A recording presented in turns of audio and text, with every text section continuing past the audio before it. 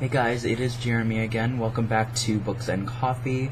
I am currently drinking some hot tea because I have the common cold, so my throat is in the beginning of getting a sore throat, which is all kinds of the lovely. But I have a special, unexpected book haul, but I have 6 books to share with you. One is by one author, which I'm saving for last because it's the one I'm most excited for, and then I have 5 books here, and those are the John Green books, or his hardcover books, or hardcover books? Sure, we're gonna go with hardcover books, but his books anyway, and I have been wanting to have them for years. I read The Fault in Our Stars years ago, and I've always wanted to read more of his stuff, and his books are very, very loved in the young adult book community, so I thought, being a huge fan of John Green and his YouTube channel, I will give his other books a try. So the first one I have is Will Grayson, which is by John Green and David Levithan, and basically this book is about 2 characters that are both named Will Grayson, and they are beyond different in every stretch that you could possibly imagine.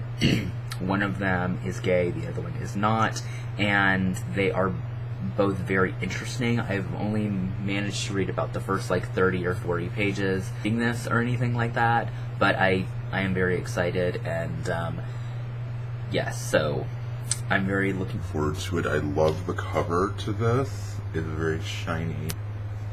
Yeah, the back is really pretty too, so yeah, so I'm excited to read it.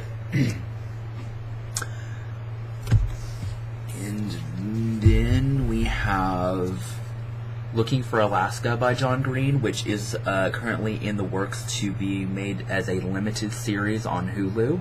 So the sound looks very interesting. Surprisingly, this book, all of his books are hyped, and some would even say overhyped.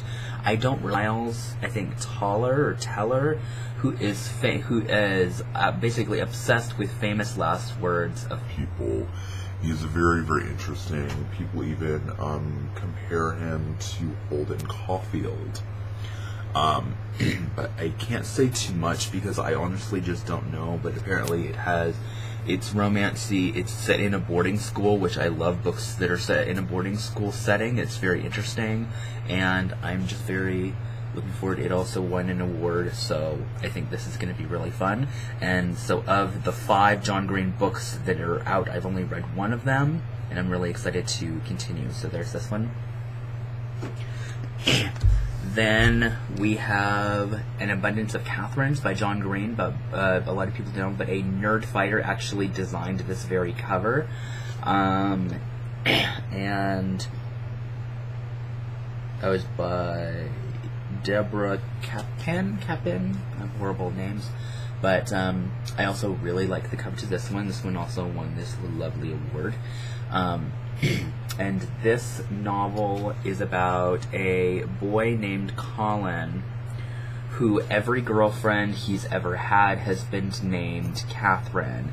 And I think it's 30 something and counting or whatever is so, but basically every single relationship he's ever had, he's been dumped by 30 or 20 or 30 odd girlfriends named Katherine over the years, and he seems to think that he cannot possibly fall in love with someone whose name is not Katherine, and he uses a lot of science and math to prove the logic and statistics to prove that or disprove it. So it sounds like a really fun story, and I'm really excited to dive into this one. And then we have his novel Paper Towns, which I do own the movie. Believe it or not, I found the Blu-ray at the Dollar Tree of all places for $1 versus paying $15 at Target for it. So I was like, okay. So I don't really know what this one is either, hardly. But I know, by the way, that's Rebecca from Vampire Diaries. I'm currently on the 4th season now, so if you're wondering why that's on there, I was just so excited because I got a package in the mail today, and I wanted to make this video, so there's that. This one is about Quentin Jacobson, who he's a teenage boy, and he's very educated. And basically he believes in miracles. He believes everyone is a miracle, and everything kind of changes when Margot Roth Spiegelman moves in next door, and she basically talks about paper towns in the world, what it means when you call something a paper town, and it basically, she is this very aloof, very wild, very exciting, very enticing girl that kind of teaches Quentin to live life to the fullest and not always hide in your room all the time. So, and when she goes missing, him and his friends take it upon themselves to travel across the state / the country to try to find her, and she leaves them clues to where she was. So it sounds like a very interesting book, and I'm very looking forward to reading this one as well.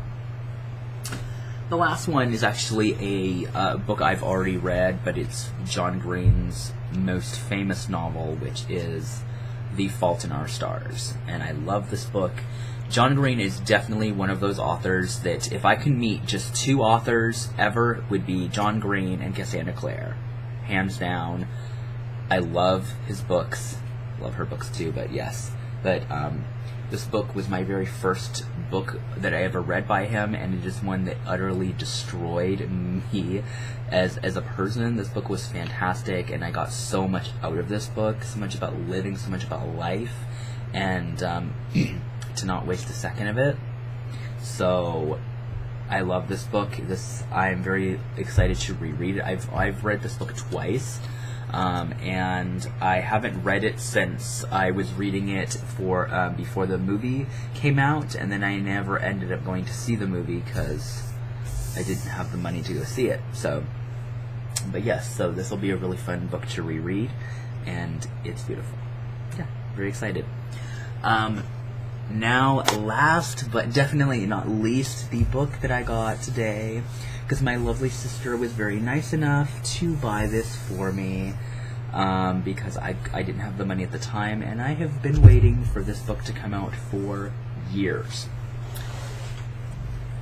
And that book is Queen of Air and Darkness by Cassandra Clare. This is the 3rd and final book of the Dark Artifice series. I do have books 1 and 2, Lady Midnight and Lord of Shadows, but they're over here on my bookshelf, and I am so excited for this book. I've never read the first 2 books, but when it comes to Cassandra Clare and her book series, I really like having the whole series out. That was the same thing when I started reading another one of her trilogies, which is called The Infernal Devices. When I started reading that, all 3 books were out. I had all 3 books. I didn't have to wait until the next one came out to start it. So that's actually one of the biggest reasons I have decided I waited for so long, is because I wanted to wait to read them. I was meant to read Lady Midnight the moment it came out because I was so excited to read it. But, and then, I was kind of obsessed with buying all these other books, and then time passed, and then the second book came out, and I bought it, and then I was like, you know what, and then I waited forever for that, after that one, just because I was reading other things at the time, or I wasn't really reading, period, and then I was like, okay, well, I'll just wait till this one comes out, then I'll start the series. So I'm planning on starting Lady Midnight. I have to read Tales from the Shadowhunter Academy first, because everyone tells me that so much of that book is intertwined in all 3 of these, so I'm very excited. This book is very heavy, by the way. I didn't think it was going to be that heavy, but it actually is quite heavy. I love this cover design. It's gorgeous. And it's also, look at the size of this book. It's huge. This is her biggest book she's ever published. This is way longer than City of Heavenly Fire was, which was 725 pages. So before this book came out, that was her longest one she had. And this book is the final page count for this is 880 pages, and it took me 2.5 years to read 725 pages of City of Heavenly Fire, so I'm really hoping it does not take me that long to read this. I'm hoping if I just start it and get really invested, I will really enjoy it. I'm also really hoping I will really enjoy this series. I really enjoyed The Mortal Instruments and The Infernal Devices, so I'm pretty sure I'm going to love this series just as much. I also have a project next year where I am rereading the entirety of the Mortal Instruments series. I need to rebuy the paperbacks. I had a paperback box set of both series, but I ended up having to take them back because of finance reasons. But I'm very, very happy to finally have the last book of this series, so I can officially start reading the series. So if you've read this, please don't spoil me. But I also really like the spine of this one. The font is much smaller because the text is the title is a lot longer than her other ones. But that's what the back of it looks like. And so it's now all first editions of this book, if you will be able to go throughout the novel and find artwork. Let me see if I can find one.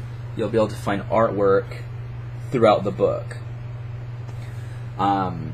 This is only going to be in the first editions, so I'm very happy I was able to snag a first edition copy.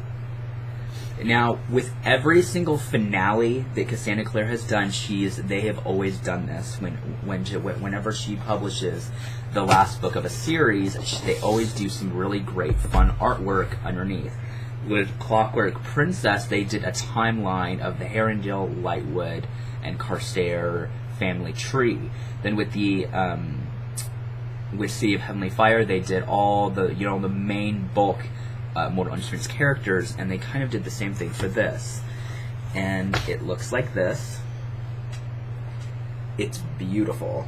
It looks so freaking awesome. So we'll try to zoom in here.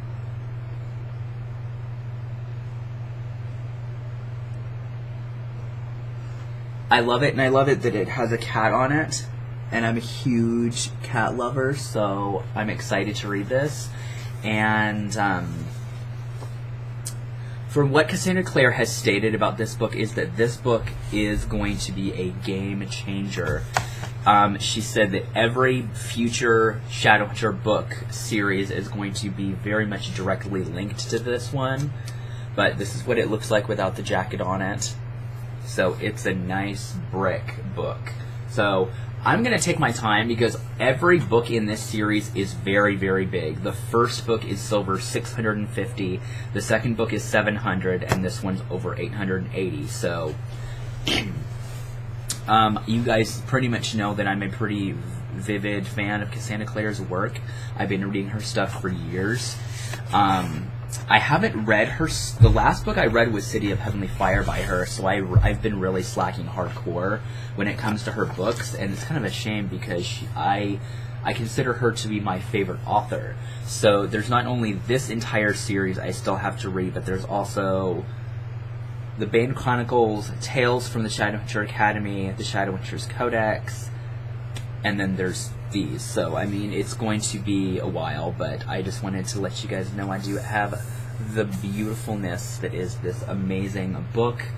And this is the ending to the Dark Artifices series. She has if memory serves, she has 2 new Shadowhunter series that will be releasing book 1 of each series in 2019.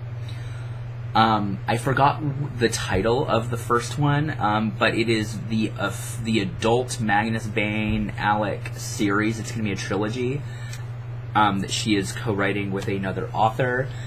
But it'll be really interesting to see the Shadowhunter world in adult fiction.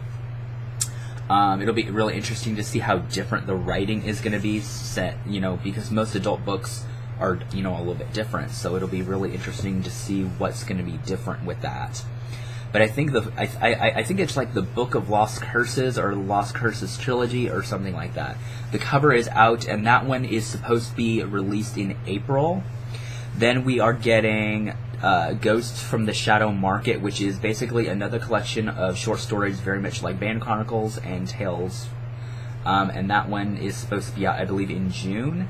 And I think that, and then I think Chains of Gold, which is book 1 of the Last Hours trilogy, which is kind of a sequel trilogy to the Infernal Devices. But the Last Hours trilogy ties heavily into the Dark Artifices series, very much so. So I'm really looking forward to that, which I'm guessing that will be coming out in the later half, towards the very end of 2019. But yeah, so let me know what you thought of my book haul. Let me know what book you guys are most excited for me to read and review. I won't be reading Lady Midnight until next year, and I have to read Tales from the Shadowhunter Academy first. That book is 655 pages.